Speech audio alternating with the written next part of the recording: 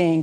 But on this idea of anti-fragility, before we move on to the next topic, so stressors are good, volatility, nothing to be afraid of, so long as we can actually cut the losses and we're thoughtful about identifying that. You see, so to give you an idea, if I put weights on my back, if I put 100 kilos, it would make my bones stronger. Yeah.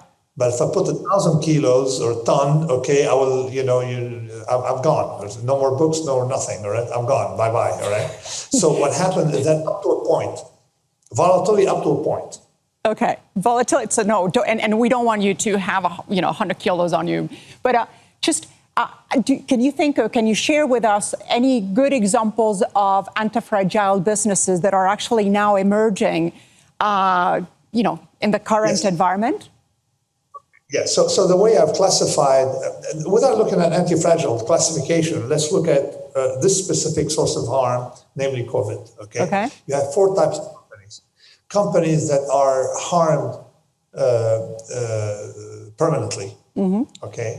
And that's business travel, okay? Or New York City, conference centers in New York City. That's harm physical conference centers, not conferences. They're harmed permanently because COVID changed the way people behave now and have meetings. So a lot of meetings will be in physical space, but a lot of them will be in virtual space, okay? Like this one. It's working. So you would imagine that a post-COVID era, COVID gave us a shock, as says in the Talmud, God gives us a cure first and then gives us a disease. Luckily, we had the internet before this COVID. We're so lucky, okay? So that's the first class of companies, all right?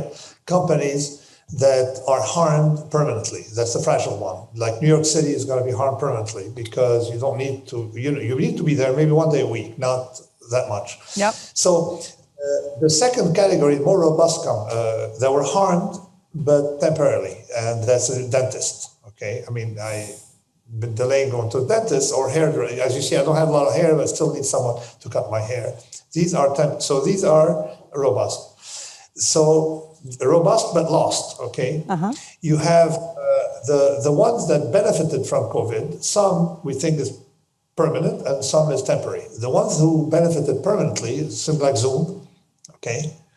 And you're going to have a switch for airlines who are based on business travelers, like most U.S. airlines here, are going to suffer. Tourism will come back, so don't worry about Spain. Tourism will come back. The first thing I'm going to do when COVID is over is get on a plane, all right? Yes. So I've already cheated, I've been going on planes, all right, without, making it too much noise about it. But, okay, so tourism will come back, but conferences will not. Okay, will come back maybe in a reduced form. So, and business meetings will not. So airlines that are made like cheap airlines to transport a bunch of, people from the north to go to the Mediterranean will make money. You see, will actually make more money than before. But companies design where the business like New York-London route, where the business traveler is subsidizing the back of the plane, will fail. And effectively, we're seeing that already. So, and then you have companies that will benefit permanently from it. Technology. You see all the jobs, we're seeing pick up in jobs in America. Yeah. You see, unemployment has been reduced almost every time, every month, a little bit, it's still significant. But these are not all jobs coming back. Many of them are new jobs. Totally. Created during COVID, largely by technology, you see. Yeah. Delivery companies, if you deliver, like Amazon, if you deliver stuff, you're hiring people, you see.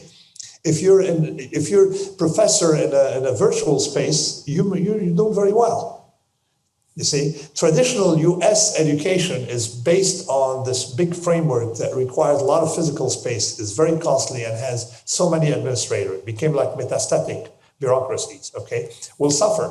But education doesn't have to be that way, Absolutely. You see.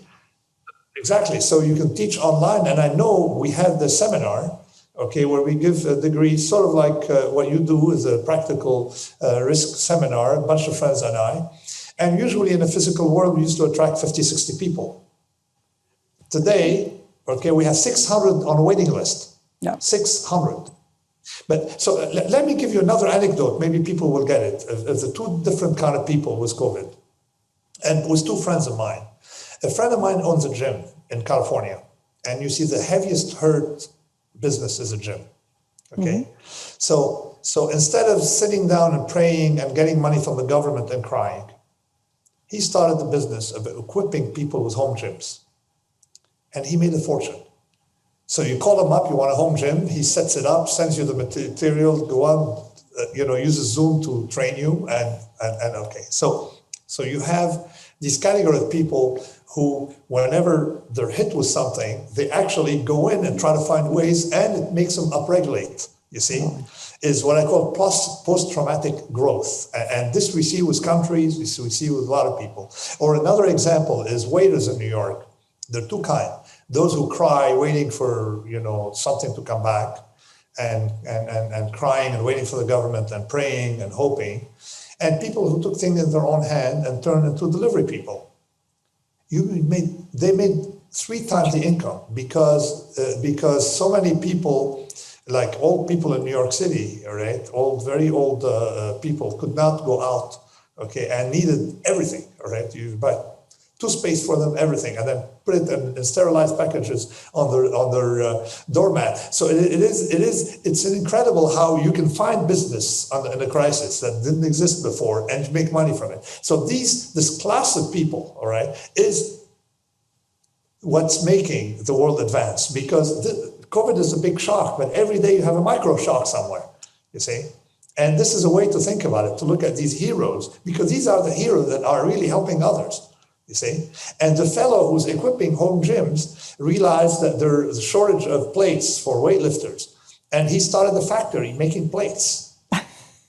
I love all your examples about how this very uncertain and difficult situation is also filled with opportunities for those who actually want to take it and belong to that fourth category that you described. So hopefully the audience is, already thinking about how to take a different lens on what's going on.